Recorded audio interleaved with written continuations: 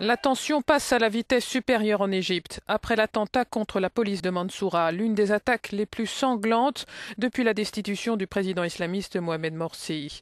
Des milliers de personnes ont assisté ce mardi aux funérailles organisées pour les victimes. L'attentat a fait 15 morts, dont une douzaine de policiers, ainsi que plus d'une centaine de blessés. Nous sommes sur la ligne de front d'une confrontation avec un des pires visages du terrorisme. Et nous ne resterons pas silencieux, a déclaré le Premier ministre par intérim. L'auteur de cette attaque, qu'il s'agisse d'un individu ou d'un groupe, est un terroriste. Les soupçons se portent sur les islamistes.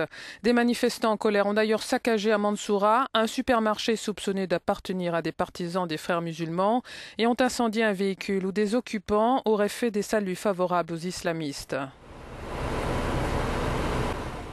Cet attentat prouve que les frères musulmans sont une organisation terroriste et qu'ils sont derrière cette attaque, dit cet homme. Ce n'est pas de la politique, mais de la violence. C'est une réaction normale. C'est la conséquence de l'utilisation de la force pour disperser le sit-in d'Al-Rabaa al-Adawiya, souligne de son côté ce résident, en évoquant la répression contre les islamistes en août. L'attentat de Mansoura, à une centaine de kilomètres au nord du Caire, a été commis dans la nuit. Coïncidence ou pas, la police égyptienne a annoncé ce mardi soir l'arrestation de l'ex-premier ministre du président destitué.